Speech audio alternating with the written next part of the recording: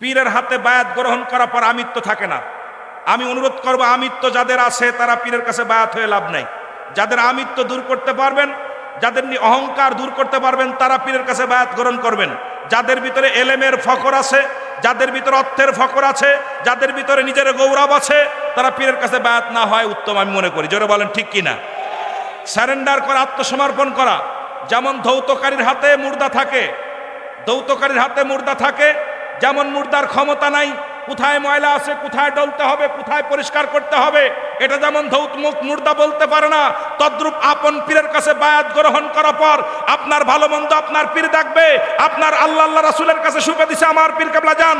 সুতরাং আপনি আমি যদি এই ভুল ধরার জন্য ব্যস্ত হয়ে যায়, আমি আপনি যদি এই পীর কেবলা জানকে নিয়ে গণ্য ফেলে গবেষণা চিন্তা করি, তাহলে তাদের মুরিদ হওয়া না হওয়া সমান কথা। জোরে বলেন ঠিক কিনা? জোরে বলেন ঠিক কিনা? সুতরাং আত্মসমর্পণ করেছেন। পীরের যখন যে হুকুম দেয়, পীরের আওলাদ যখন যে হুকুম দেয়, সেই হুকুম অনুযায়ী আমরা চলতে চাই কি চাই না? এত আলো কোথায় ছিল তুমি আসার আগে আগে, দূর দেশে কেউ যদি পড়ে পড়ে ঘূর্ণি পাকে, হক সারিয়া যদি ডাকে বাবা বাবা বলে, তোমার কুদরতি হাত যাই গো ছুটে, বাজান কুদরতি হাত যাই গো ছুটে, হক মারিবার আগে আগে। এত আলো কোথায় ছিল তুমি আসার আগে আগে, বলো এত আলো কোথায় ছিল? যেদিন তোমার অটরশিতে কেউ না খুঁজে পাবে, অটরশির ওই মাটি সেদিন সগে ফেটে যাবে। যেদিন তোমার অটরশিতে কেউ না খুঁজে পাবে, অটরশির ওই মাটি সেদিন সগে ফেটে যাবে। তাই বলছি তোমার ঠাই দয়াল আমি জন যাই, তাই বলছি তোমার ঠাই দয়াল আমি জন যাই। অগ তোমার যাওয়ার আগে আগে, এত আলো কোথায় ছিল তুমি আসার আগে আগে। আলহামদুলিল্লাহ, সমস্ত প্রশংসা সেই মহান রব্বুল আলমিনের দরবারে, যে রব্বুল আলমিন পবিত্র ওরস মোবারক 2026 মহাপবিত্র বিশ্ব ওরস শরীফ উদযাপন করার জন্যে সারা বাংলাদেশ থেকে, বহির বিশ্ব থেকে, আপনারা দেখছেন একাধিক রাষ্ট্র থেকে অসংখ্য জাকের ভাইয়ারা আসছেন। আমরা আপন পীরের দায়রায় হাজিরা দিতে পেরে আপনারা খুশি না বেজার? জোরে বলেন খুশি না বেজার? বিশেষ করে জাকের হলো 3 প্রকার। কয় প্রকার? জোরে বলেন কয় প্রকার? জোরে বলেন না কয় প্রকার? 3 প্রকার। 1 নাম্বার হলো দেলি জাকের, 2 নাম্বার হলো মালি জাকের, 3 নাম্বার হলো রশ্মি জাকের। এই 3 প্রকার। আমরা কি সবাই মালি জাকের হতে চাই, না দেলি জাকের হতে চাই, না রশ্মি জাকের হতে চাই? জোরে বলেন কি জাকের হতে চাই? এ আমার ভাইয়েরা, আমার বন্ধুরা, আমার আপন পীরের মহব্বত অন্তরে ধারণ করে আমরা যারা এই জান্নাতের বাগানে আসতে পারলাম, পৃথিবীর মধ্যে এমন একটা শান্তির মঞ্জিল যেখানে কোনো হানাহানি নাই, যেখানে কোনো গালাগালি নাই, যেখানে আছে দয়াল নবীর প্রেম, আল্লাহর গুণকীর্তন, তামাম পৃথিবীর সমস্ত নরনারীর জন্য দোয়ার একটা স্থান, যেখানে শান্তির মঞ্জিল, যেখানে আদর্শর মঞ্জিল, যেখানে ভালোবাসার মঞ্জিল, যেখানে আত্মশুদ্ধির মঞ্জিল হলো বিশ্ব জাকের মঞ্জিল। জোরে জোরে চিল্লায় বলেন ঠিক কিনা? এ আমার ভাইয়েরা, আমার বন্ধুরা, আমার এখন আমাদেরকে দেলি জাকের হতে হবে। এই জন্য আমি কথাগুলো শুরু করলাম। দেলি জাকের যে সমস্ত জাকের ভাইয়েরা যারা আপন পীরের কাছে বায়াত গ্রহণ করে, আজকে যারা এত শীতকে অপেক্ষা করে, সারা বাংলাদেশে ধান রোপণ করার সময় সারা বাংলাদেশের কৃষক, চাকরিজীবী, ব্যবসায়ী ভাইয়েরা সব কর্ম ফেলে থুয়ে আপন পীরের দায়রায় যারা হাজিরা দিলেন, মুসলমান শুনে নেন, আমার জাকের ভাইরা শুনে নেন, এই দেলি জাকেরগুলো যারা আপন পীরের কাছে বায়াত গ্রহণ করে আল্লাহর সান্নিধ্য লাভ করার জন্যে পীরের হুকুমা কাম মেনে চলে, পীরের দেয়া ওজিফাগুলো পালন করে, এই দুনিয়ার মধ্যে আমার বলতে কিচ্ছু থাকে না, সব তার আপন পীরকে শুভে দেয়, আল্লাহ আল্লাহ রাসূলকে শুভে দেয়। এই দুনিয়ার মধ্যে একমাত্র তাদের চিন্তা, তাদের ধারণা, তাদের আশা হলো আল্লাহ আল্লাহ রাসূলের সান্নিধ্য লাভ করা। জোরে বলেন ঠিক কিনা? ওরে পীর রাজি যার উপরে আমার আল্লাহ রাজি তার উপর। বলেন পীর রাজি আল্লাহ রা পীরে যারে দয়া করে আর মরদা দিল তার জিন্দা হয়। বলেন পীরে যারে আর মরদা দিল তার জিন্দা হয়।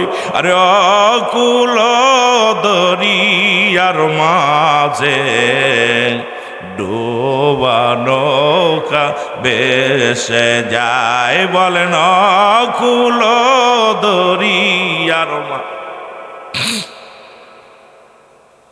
এ দুনিয়ার মুসলমান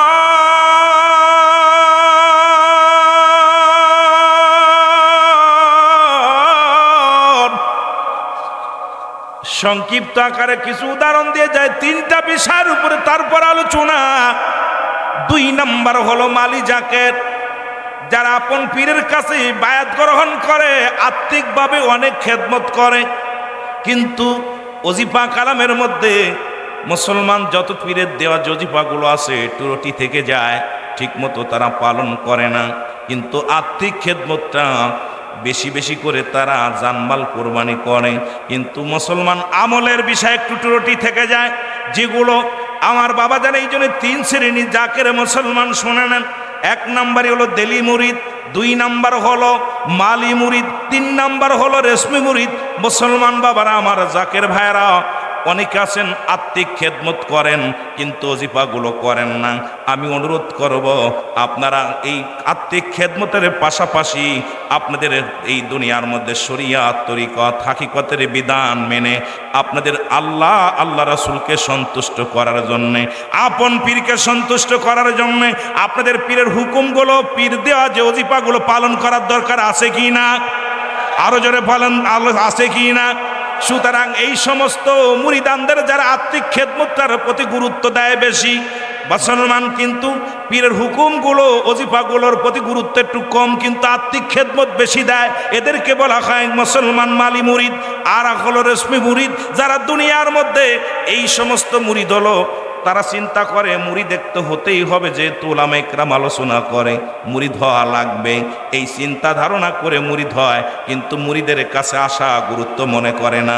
তারা মুরিদের দরবারে আসলো ইচ্ছা মতো চলাফেরা করে, কিন্তু তারা বায়াত গ্রহণ করেছে ইচ্ছা মতো তারা আমল আকলাক করে। তারা চিন্তা করে যেহেতু মুরিদ হতে হবে, মুরিদ হইলেই বুঝি এটাই বুঝি যথেষ্ট, আর তাদের ওই অন্য চিন্তা নাই। এই জন্য এক মুসলমান শুনে নেন, রেশমি মুরিদ বলা হয় তাদেরকে। যে সমস্ত মুরিদ মুসলমান বাবারা আমার, যে সমস্ত জাকের ভাইয়ারা, যে সমস্ত মুমিন ভাইয়ারা এই চিন্তাধারা নিয়ে তারা বায়াত গ্রহণ করছে, কিন্তু পীরের দরবারের সঙ্গে বেশি রেয়াজও নাই, পীরের সাথে সম্পর্ক ভালো নাই, পীরের সাথে খালি মুরিদ হলেই চিন্তা করে আমাদের দায় মুক্ত হয়ে গেছে, এদেরকে বলা হয় রেশমি মুরিদ। জোরে জোরে চিল্লায় বলো আল্লাহু আকবার, আরো জোরে জোরে চিল্লায় বলো আল্লাহু আকবার। দেখ না ফরিদ করিল দান অমূল্য চক্ষুরথ,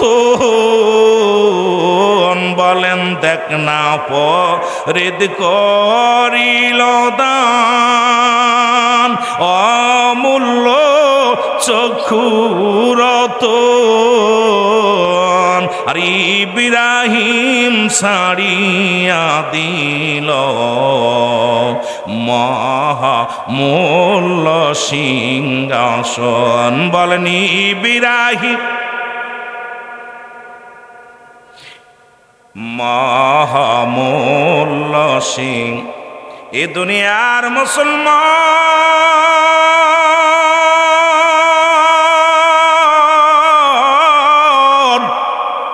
এর পীরের হুকুম কেমনে তালিম করতো আমার দয়াল পীর আমার খাজা বাবা আশিদাল্লামা ফরিদপুরি। একটু উদাহরণ, ছোট্ট একটা উদাহরণ দিয়ে যায়। হুজুর বলেন জীবনে আমার বাবা দাদা মারা গেল, আমি এতিম হই নাই। আমার মা মারা গেল, আমি এতিম হই নাই। আমার বাবা মা সবাই বিদায় হয়ে গেল, আমি এতিম হই নাই। যেদিন আমার মুর্শিদ আমারে ছেড়ে চলে গেছে, ওই দিন আমি পৃথিবীর মধ্যে বড় এতিম হয়ে গেছি। জোরে বল আল্লাহু আকবার।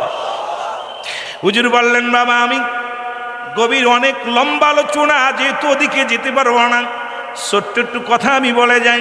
হুজুর বললেন আমি যখন এই দরবার শরীফে তিলে তিলে তিলে তিলে যখন সারা বাংলাদেশের মানুষ যখন আস্তে আস্তে আসা শুরু করলো, তিলে তিলে ঘুরে তুললাম জাকের আমদের নিয়ে, জাকের ক্যাম্প থেকে জাকের মঞ্জিল।